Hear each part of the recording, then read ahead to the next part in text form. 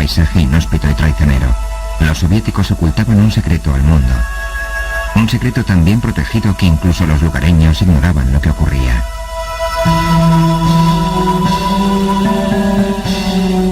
Convoys de vehículos de transporte bloqueaban las carreteras. De día circulaban silenciosos ejércitos. De noche, los cielos centelleaban y retumbaban. Los granjeros que vivían cerca murmuraban entre sí acerca del extraño redoble de actividad. Pero se guardaban mucho de preguntar lo que ocurría en su antaño modesta comunidad. La Guerra Fría era tan gélida y peligrosa como la árida tierra que había sido, en su día, solo suya. Y las personas que escudriñaban sus secretos a menudo desaparecían sin dejar rastro. El secreto que los soviéticos guardaban tan celosamente no era un nuevo cohete o un devastador misil. Era mucho más. No solo había una inmensa plataforma de lanzamiento, los soviéticos también habían construido una enorme ciudad cercana que albergaba miles de familias. A pesar de sus comodidades de clase media, todos los residentes estaban ahí para cumplir un devastador propósito: acatar las contingencias militares de la Guerra Fría que incluían la destrucción de los Estados Unidos. Más allá de las afirmaciones públicas, la última frontera siempre ha sido sobre armamento. Quien domine la órbita terrestre mantiene la primera posición militar global. Para las dos superpotencias enfrentadas, luchando por controlar el mundo, el espacio era el último escenario de la Guerra Fría. El frente de una batalla por la dominación que aproximó peligrosamente a la humanidad al borde de la extinción.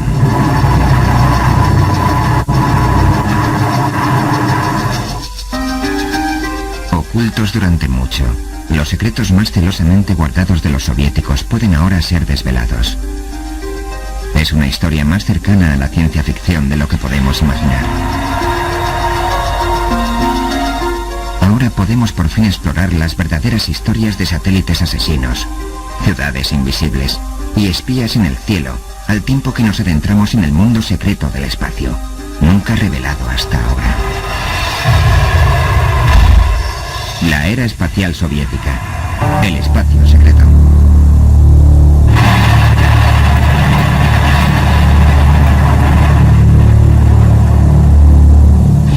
A finales de los 40 y principios de los 50, los Estados Unidos y la Unión Soviética trabajaban ambos frenéticamente en unos nuevos sistemas de entrega de sus cabezas nucleares. Mientras los Estados Unidos tenían la capacidad de bombardear la Unión Soviética, esta se sentía amenazada porque no disponía de bombarderos capaces de alcanzar los Estados Unidos. Los cohetes eran el armamento del futuro. El problema era cómo desarrollar la suficiente potencia para transportar la suficiente carga. Dos enfoques distintos se estaban desarrollando.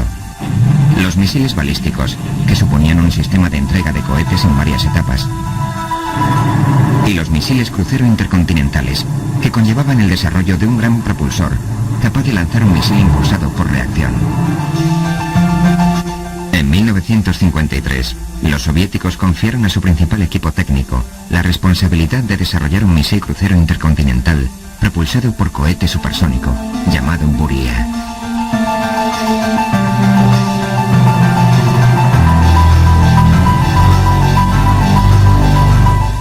El primer lanzamiento con éxito del Buria se hizo en el secreto más absoluto. Se harían un número significativo de pruebas, y el camino no sería siempre fácil.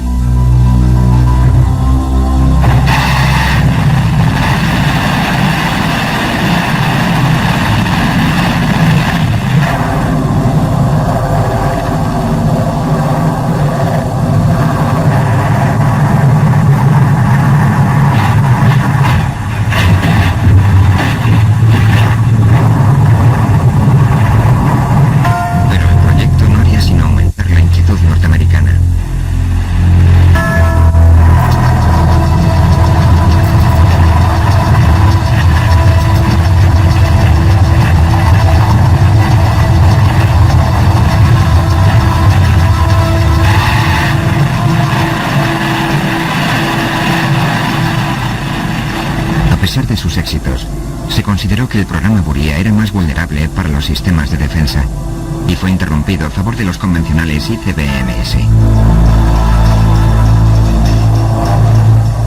Los desarrollos tecnológicos eran tan importantes en la lucha escalonada por la ventaja militar que el secretismo era primordial.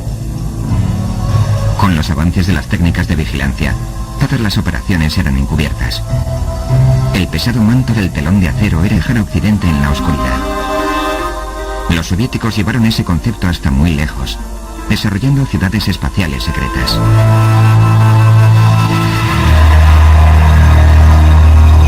Como la trayectoria más corta para un ataque pasaba por el Polo Norte, los soviéticos necesitaban construir una plataforma de lanzamiento lo más al norte posible.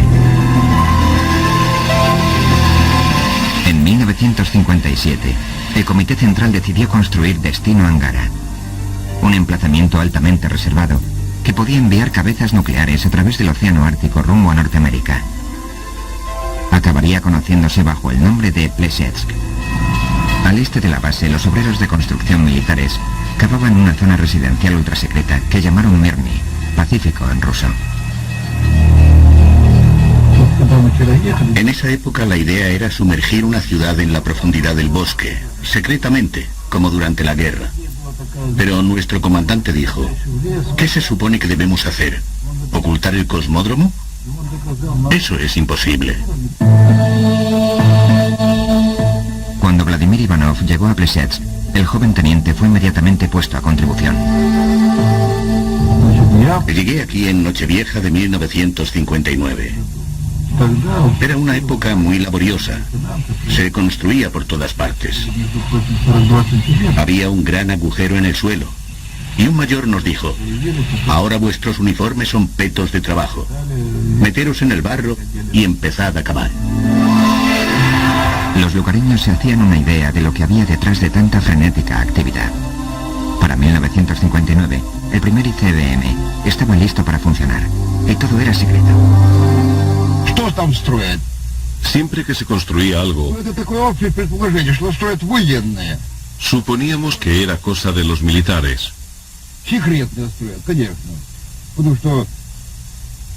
Algo secreto. Claro, cuando se construyó la carretera, ya no podía ser secreto.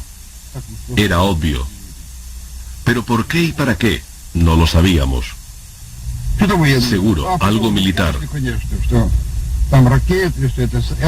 Más tarde supimos que eran cohetes y otras cosas para la defensa.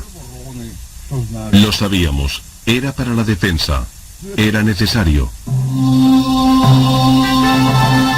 Los Estados Unidos sospechaban de las actividades encubiertas de Plesetsk, pero no tenían pruebas. Por muy deseosos de descubrir lo que estaba ocurriendo en el norte de Rusia, se topaban con los fervientes esfuerzos de los soviéticos por ocultarlo. En 1960, un vuelo de reconocimiento norteamericano intentó en vano documentar los hechos de Plesetsk.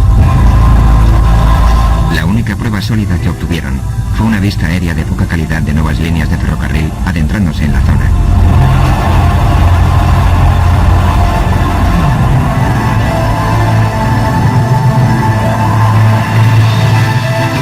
Luego, en 1961, durante la crisis de los misiles de Cuba, un alto topo de la CIA, el coronel soviético Oleg Penkovsky, revelaría la existencia de esta base altamente secreta con unos ICBM dispuestos a ser lanzados.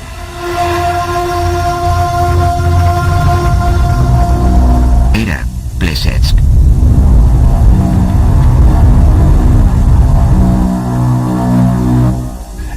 En la Unión Soviética existía el miedo al principio de que los americanos acabaran descubriendo lo débiles que éramos y eso les llevara a desencadenar la guerra. Cuando se obtuvieron pruebas primero de los vuelos U-2 y luego de los satélites Corona, de que no había un número sustancial de armamento desplegado, y en particular de ICBM, los responsables estadounidenses se sorprendieron un poco. Eso nos permitió renunciar a los planes de construir miles de misiles para mantener un equilibrio estratégico. Una Una vez que los soviéticos supieron que su secreto había sido descubierto, cambiaron sus objetivos en Plesetsk. Los misiles fueron trasladados a otras zonas y en su lugar creció la actividad espacial. A pesar de este cambio de perspectiva, la base de lanzamiento permanecería siendo un secreto celosamente guardado.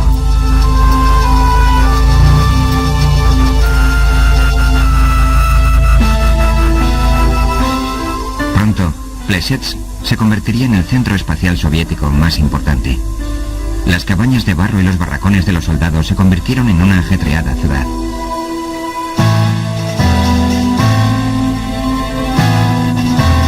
En 1966, el primer satélite se lanzó desde aquí, Cosmos 112. Más de la mitad de los lanzamientos soviéticos hasta hoy se han lanzado desde Plesetsk. No fue antes de 1983, cuando los soviéticos reconocieron oficialmente la base de Plesetsk. En 1989, los primeros periodistas occidentales pudieron pasearse por el perímetro anteriormente prohibido. 30 años antes, habrían sido abatidos sin previo aviso.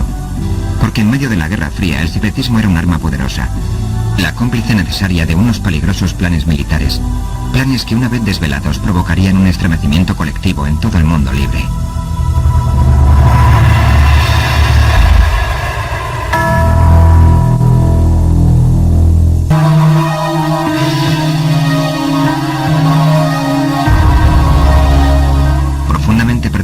Tras un laberinto de corredores y pesadas puertas, los militares soviéticos trabajaron incansablemente para mantenerse a la cabeza de su enemigo. Uno de sus diseñadores principales aparece aquí en unas extrañas imágenes de archivo. Uno de los problemas en los que trabajamos merece especial atención. Ese problema preocupaba a todos, el de mantener un equilibrio estratégico, de prevenir una guerra nuclear global. Este problema era la mayor preocupación desde la primera bomba atómica. Nosotros, los diseñadores, hacíamos muchos armamentos distintos, no con la idea de ser usados, sino con la de cómo conseguir que no fueran usados nunca. Con la llave ya insertada en el centro de activación de los misiles, tanto soviéticos como de la OTAN, la humanidad podía ser aniquilada en cuestión de minutos. Ambos lados del conflicto buscaron una eficaz fuerza disuasiva que impidiera el inminente Armagedón. La ciencia era la principal línea de defensa. La explotación militar del espacio estaba en marcha. El mayor esfuerzo se puso en el uso de los satélites de reconocimiento. Ambas naciones planeaban colocar en órbita estaciones militares tripuladas. Los avances tecnológicos de los satélites automatizados llevaron a los Estados Unidos a cancelar su programa, pero los soviéticos siguieron adelante. Mandarían estaciones espaciales a la atmósfera, equipadas con lo último en artes de vigilancia, manipuladas por soldados enviados al espacio. Eran pilotadas por 2 cosmonautas y tenían un poderoso telescopio con cámara de fotos a bordo. Se consideraba que el piloto haría una valoración exacta del objetivo, una valoración de la zona a fotografiar. Se hizo todo lo posible por ocultar esas nuevas estaciones secretas, lanzándolas bajo la misma denominación que los civiles Salyuts. Pero el supuesto nombre no engañaba a nadie en el mundo del espionaje. Esas estaciones espaciales Almaz volaban en una órbita extremadamente baja. Su primer objetivo era obvio: espiar al resto del mundo. En esta entrevista exclusiva de 1994, el cosmonauta Víktor Gorbatkov proporciona la primera imagen jamás vista de esta estación militar. No estamos en una maqueta, sino en un verdadero Almaz preparándose para el lanzamiento. Ahora llegamos al principal sitio de mando y control de la estación. Como ven, hay un globo para comprender la órbita. Un gran panel más a la izquierda. Muchos sistemas de control para sentir la estación. El Almaz transportaba un poderoso equipo fotográfico para un trabajo minucioso de reconocimiento.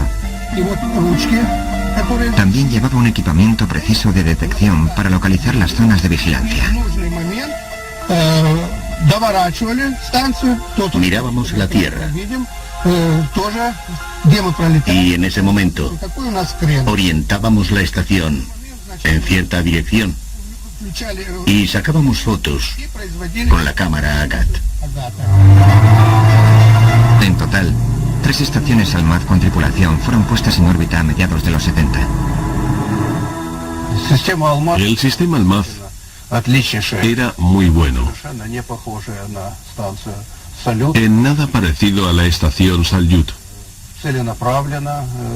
Fue creado a conciencia, con una gran variedad de instrumentación para controlar numerosos tipos de investigación. Como bien sabía Vladimir Shatalov, las ventajas de tener técnicos humanos eran contrarrestadas por sus debilidades. Para empezar, los hombres a bordo tenían unos horarios penosos. Esos horarios invertidos, esa necesidad de dormir 2 horas y luego trabajar 4 para ver el lado de la Tierra donde estaba Estados Unidos y otras cosas que nos interesaban, todo eso agotaba la tripulación. Debido a la naturaleza delicada de estas misiones, gran parte de ellas eran información reservada. Esto no impidió que la comunidad espacial especulara acerca de anomalías, sobre todo en una extraña y horrenda misión. El Soyuz 21 se acopló con éxito a la estación orbital Salyut 5.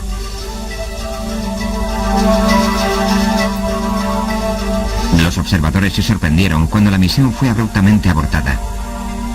Un informe oficial justificaba la interrupción de la misión por un acre olor en el interior de la estación.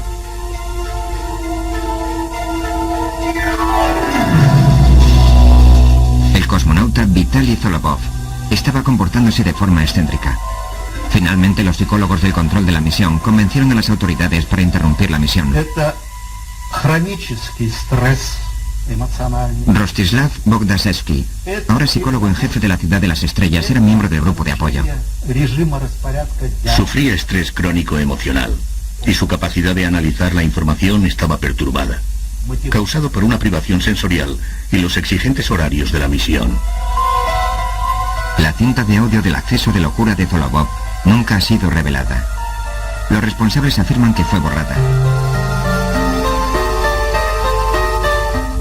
Más tarde, los avances tecnológicos significarían que ningún satélite dependería de nuevo de un componente humano. El progreso en los satélites espías automatizados fue tan grande que al final los 2 países, tanto Estados Unidos como la Unión Soviética, consideraron que no merecía la pena lanzar pilotos en misión de reconocimiento. La tecnología del satélite explotada con fines militares también proporcionó alguna estabilidad. Esta nueva información sirvió para calmar los temores de la Guerra Fría. Las naciones podían ahora medir la capacidad militar de sus enemigos. Los tratados podían ser verificados, las violaciones descubiertas, y aunque esta información no podía revelar las intenciones de un país, proporcionaba un grado de tranquilidad en un mundo muy peligroso. Lo que hicieron esos satélites fue crear una verdadera revolución en la historia del mundo. Hicieron posible el control de las armas. Nos daban la suficiente información para que supiéramos si iba a producirse un grave enfrentamiento y una posible guerra con Rusia. Sabíamos que si se desencadenaba la guerra, ambos lados serían aniquilados. Y a excepción de algunos empedernidos chiflados por ambas partes, esto tuvo una influencia muy estabilizadora. Mientras las conversaciones y las verificaciones internacionales propiciaban una coexistencia pacífica, los soviéticos permanecían cautos en cuanto a una posible ventaja americana. La superioridad de Estados Unidos en submarinos nucleares les preocupaba particularmente. Respondieron desarrollando un sistema ultrasecreto de contraataque con cohetes, el SPRN. Una red que englobaba varios sistemas de vigilancia. El primer sistema involucraba un seguimiento continuo de los lanzamientos de misiles. Por medio de unos sensores infrarrojos en el espacio, los soviéticos podían detectar el calor de los misiles.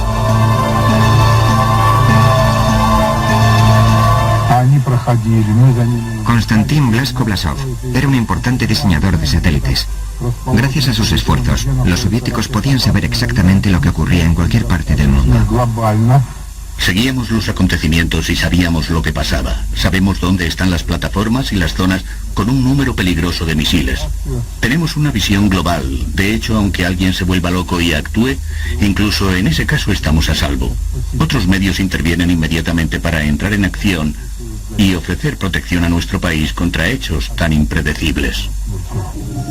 El sistema elaborado detectaba y protegía de los misiles agresores.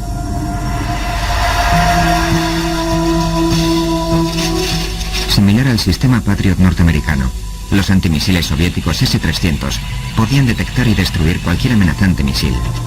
Los sistemas de alerta temprana proporcionaban información sobre su trayectoria y velocidad. El radar antimisil captaba entonces el blanco y lanzaba un misil de búsqueda de calor para interceptar y acabar con el agresor.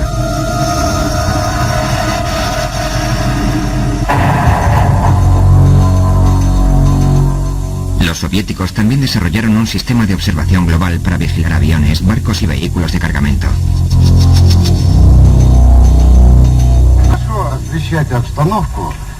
Sergei Mishukov desarrolló sistemas para rastrear submarinos estadounidenses.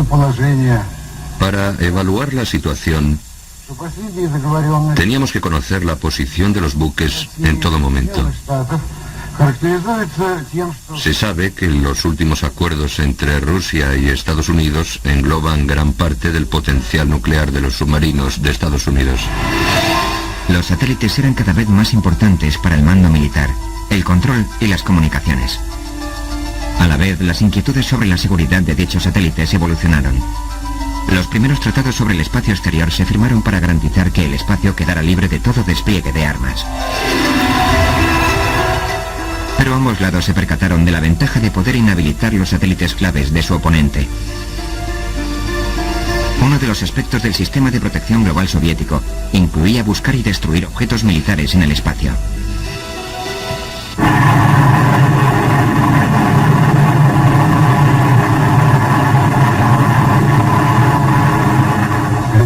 Aquí el satélite vuela. Eso nos interesa.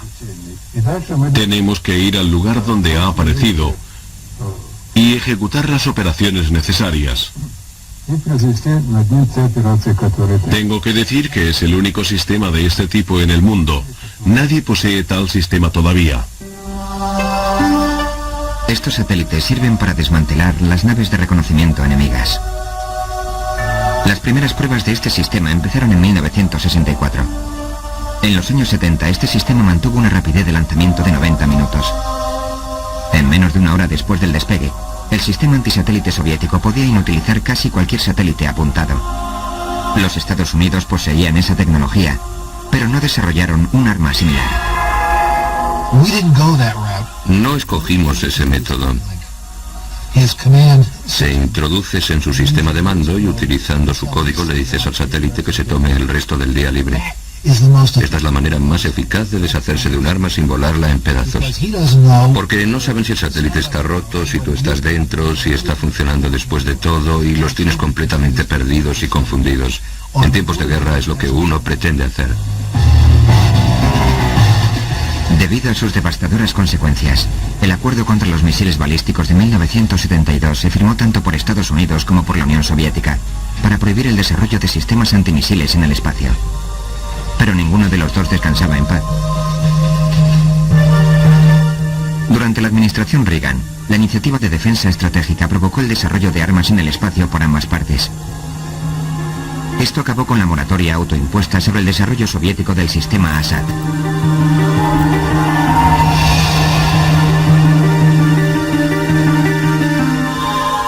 En esta época posterior a la Guerra Fría, la amenaza de una aniquilación total ha disminuido. Pero los satélites se han convertido en indispensables herramientas militares, como lo explica el diseñador Leonard Legozo. La experiencia del Golfo, y era esencialmente un conflicto local,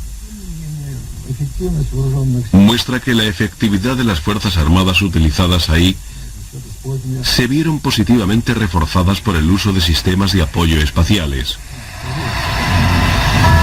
Creemos que el papel de los sistemas de defensa espaciales es ahora esencial en todos los tipos de conflicto. La inquietante realidad es que ahora el mundo puede necesitar estos sistemas militares de detección avanzada. Al menos a corto plazo, la proliferación de las armas nucleares se ha intensificado por la falta de control del armamento de la antigua Unión Soviética. En su día clave para alejar al temido Armagedón, la mortal tensión entre Estados Unidos y la Unión Soviética ha pasado. Pero el planeta sigue en peligro desde arriba, porque circulando por encima de nosotros está quizá el secreto más devastador de la antigua Unión Soviética: satélites radiactivos en una trayectoria de colisión con la Tierra. Durante la Guerra Fría, el espacio era el último lugar escondido, un silencioso cómplice tanto para Estados Unidos como para la Unión Soviética. Misiones ultrasecretas, satélites espías y mortíferos cargamentos se mantenían ocultos en una invisible órbita alrededor de la Tierra.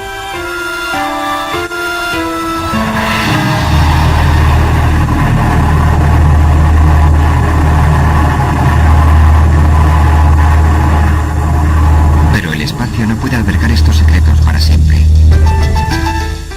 La alta atmósfera está plagada con los restos de misiones espaciales vetustas y satélites estropeados. Al congestionarse las órbitas con más y más basura espacial, el peligro de colisión aumenta. Atraídos por la fuerza de la gravedad, otros satélites pueden perder su órbita. En 1979, el Skylab norteamericano causó la primera gran alerta espacial al caer sobre Australia. Los restos espaciales soviéticos plantean un mayor riesgo, ya que algunos de ellos son radiactivos. Los Estados Unidos piensan que la Unión Soviética lanzó satélites espías navales impulsados por reactores nucleares desde 1967. Como el satélite volaba muy bajo, no podía funcionar con baterías solares. Por eso se equiparon con reactores nucleares. El sentimiento general era que no era una buena idea. Esto se confirmó cuando uno de ellos descendió inesperadamente y aterrizó en los territorios del norte de Canadá y esparció material radiactivo en una zona bastante amplia. Cuando fue evidente que este satélite estaba cayendo, los gobiernos occidentales presionaron a los soviéticos para que les informaran. Todo el mundo estaba muy nervioso y preguntaron qué podía ocurrir. Al final preguntaron al señor Bondaro, el diseñador de ese reactor espacial atómico. El Comité Central Soviético pidió al diseñador que preparara un informe, pero nunca fue revelado a los occidentales. Su contenido era demasiado inquietante. Escribió una carta y dijo que no ocurriría nada. Pero había una pequeña probabilidad de que se incendiara al golpear la Tierra.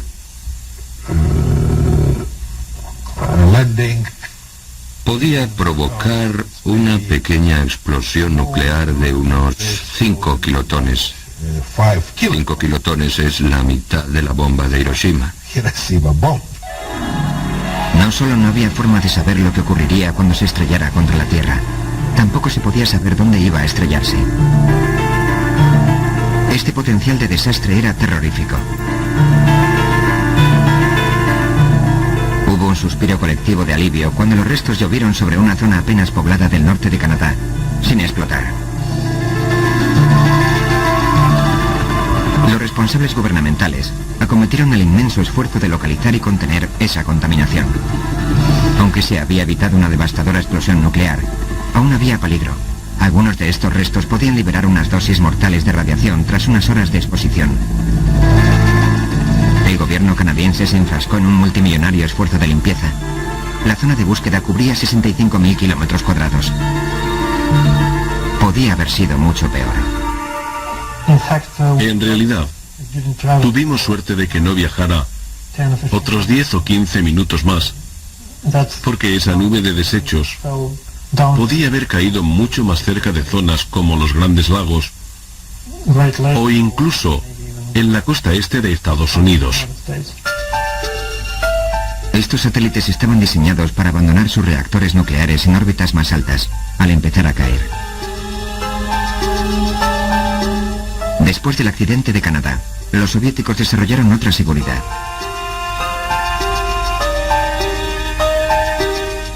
Este sistema fue puesto a prueba cuando otro satélite empezó a caer sin haberse librado primero de su reactor nuclear.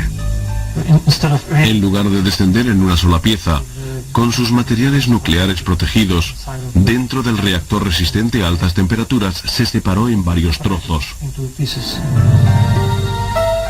Esta separación permitió que los isótopos de uranio y de plutonio se destruyeran en la alta atmósfera y se esparcieran en un amplio territorio. Una vez más, el desastre se evitó de milagro.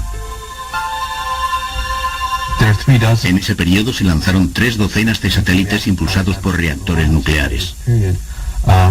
Aún permanecen en esas órbitas altas alrededor de la Tierra. Tienen una esperanza de vida de unos 400 años, según el tipo de satélite. De modo que en unos 400 años existe el peligro letal de que estos satélites se estrellen en la Tierra con unos reactores nucleares que no habrán agotado la mitad de sus vidas. Así que es algo que la gente de este planeta deberá finalmente solucionar para evitar que tales desastres puedan ocurrir. En este escenario de alto riesgo, los satélites espías radioactivos en órbita baja no fueron juzgados por el peligro potencial que representaban, sino por la información confidencial que proporcionaban. Pero estos episodios planteaban una pregunta obvia. ¿Qué puede hacer la comunidad mundial para eliminar la amenaza potencial de estos devastadores desechos espaciales? Afortunadamente, los diseñadores están trabajando para eliminar la amenaza de otro accidente nuclear. Ahora podemos empezar a limpiar el espacio de desechos. Algunos objetos altamente peligrosos podrían ser trasladados a la Tierra o a otras órbitas, donde permanecerían miles de años. Cada movimiento en el espacio se consideraba como un movimiento militar clandestino cuidadosamente planificado. Y la idea estadounidense de un transbordador espacial no fue diferente. Los soviéticos temían que tuviese capacidad de combate. No podían arriesgarse. Necesitaban responder de la misma forma. La misión que implementarían sería la mayor empresa de la historia espacial soviética. Una nave espacial diseñada con el mayor grado de seguridad. Llamaron Buran a su transbordador y estaba destinada a ser la mayor contraofensiva.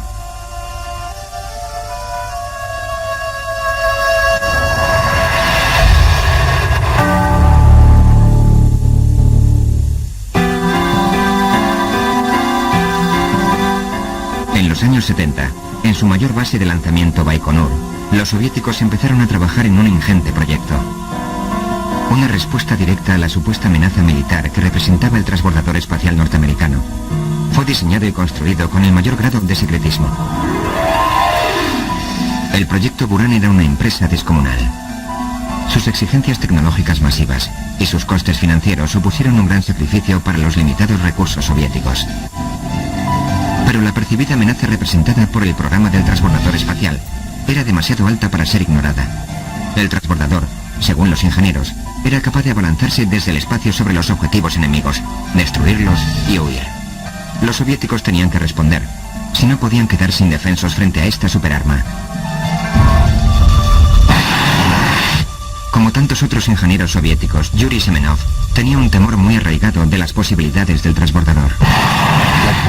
Recuerdo perfectamente unas conferencias en los años 70 que afirmaban que el transbordador, al regresar a la Tierra, podría maniobrar hacia Moscú y hacer cualquier cosa. En realidad sentíamos que nos hablaban desde una posición de poder. Además de una amenaza militar directa, el transbordador se iba a usar para desplegar y recuperar satélites de reconocimiento.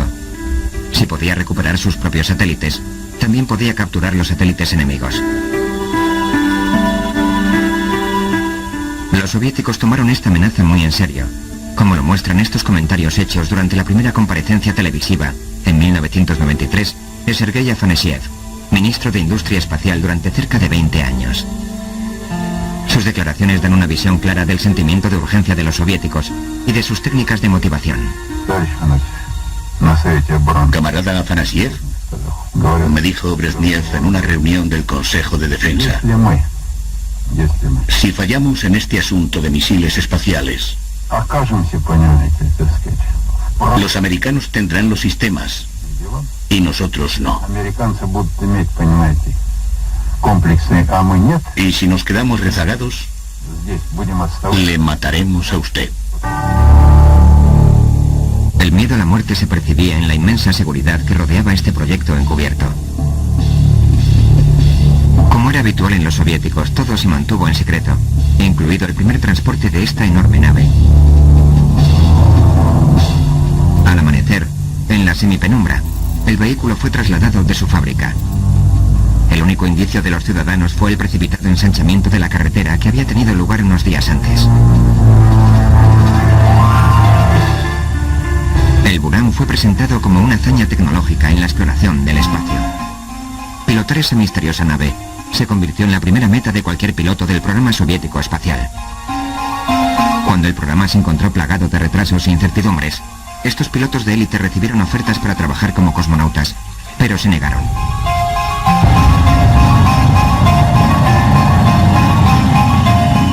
Hombres como el piloto de pruebas Alexei Borodai tenían una única meta: volar en el nuevo y flamante transbordador soviético. Confiábamos en el proyecto Buran. El sueño de todo piloto de pruebas era pilotar nuevos vehículos y en este caso Buran era una nave perfecta para nuestro trabajo. ¿Qué es la nave espacial Soyuz? Eso no interesa a un piloto de pruebas, es demasiado sencillo. Tras cerca de una década de fabricación, en diciembre de 1985, el recién creado Buran voló desde casa hasta el cosmódromo. Un vuelo que casi acaba en desastre. La discreción fue estrictamente reforzada y se calculó una ruta y un horario para evitar su detección por los satélites espías americanos. Durante el vuelo, uno de los motores de transporte funcionó mal y creó una peligrosa estela de combustible. El vuelo se llevó a cabo sabiendo que este combustible podía prender en cualquier momento y acabar su trayectoria de manera horrible.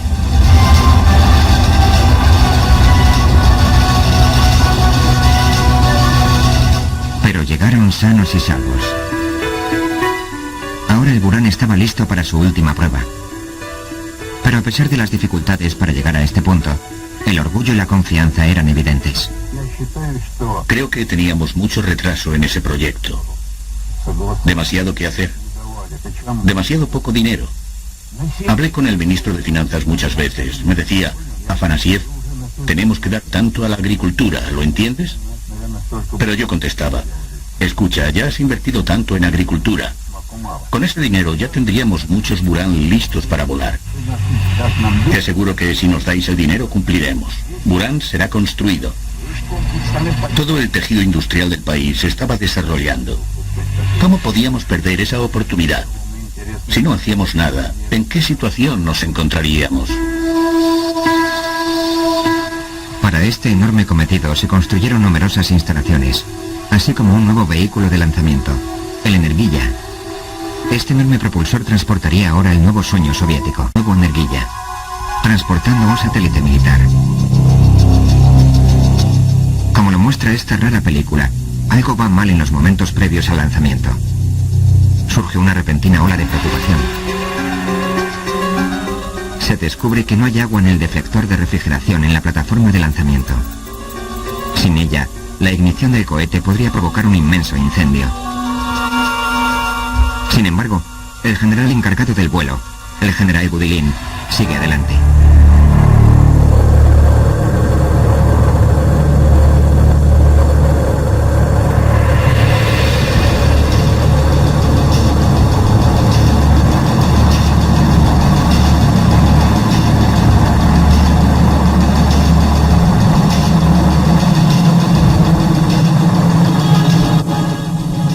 El Energiya emprendió el vuelo, pero no sin dificultad.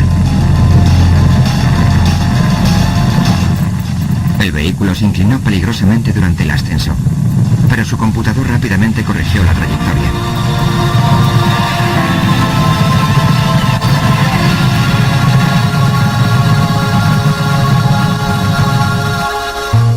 Debido a la inclinación, las llamas de combustión no se dirigieron al foso del fuego.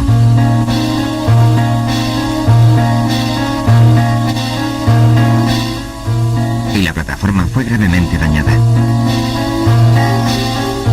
El lanzamiento fue, a pesar de todo, un éxito. El propulsor, había conseguido su primer lanzamiento con éxito. Solo le quedaba poner en órbita al Buran. El 15 de noviembre de 1988, el Buran estaba listo.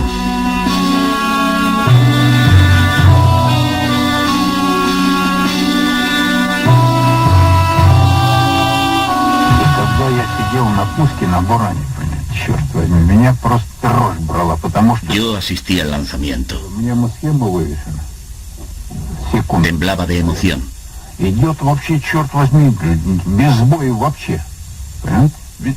Todas las luces en el tablero se encendían una tras otra, sin retraso. Dije, controladlo.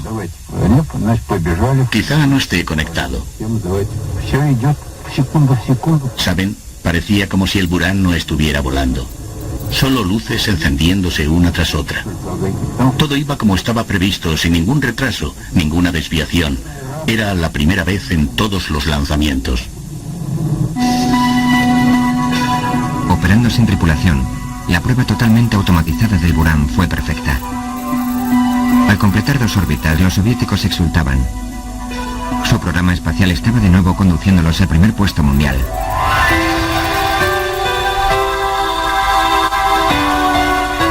Un aterrizaje preciso acabó de completar el éxito.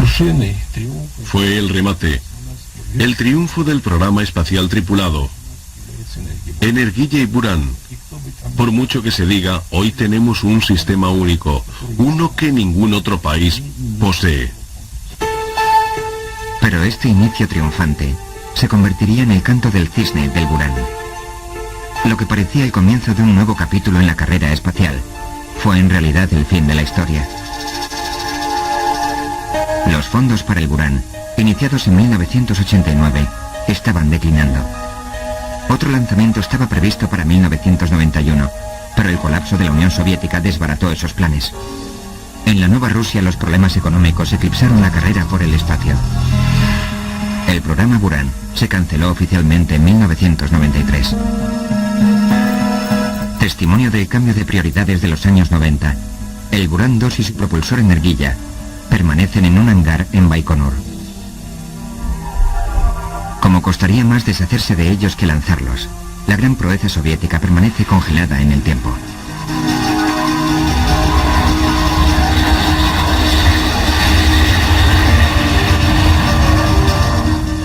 Como muchas de las proezas del programa espacial soviético, el sueño ha sido frenado por las realidades económicas del momento. Como la antigua Unión Soviética misma, este gran gigante antaño temible e impresionante ha perdido su mordiente.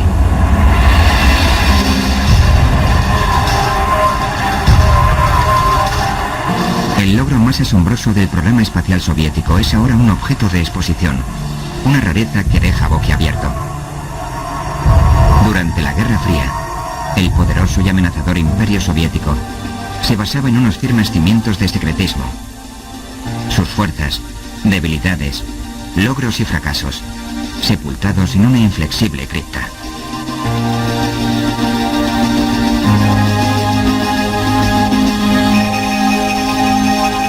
Hoy, esta cripta ha sido abierta, sus misterios desvelados. Las ciudades secretas espaciales ya no son lugares donde los ciudadanos mueren por hacer preguntas. La gente es libre de hablar y especular sobre lo que depara el futuro. Y el mundo es ahora libre de apreciar plenamente las maravillas de la tecnología espacial soviética.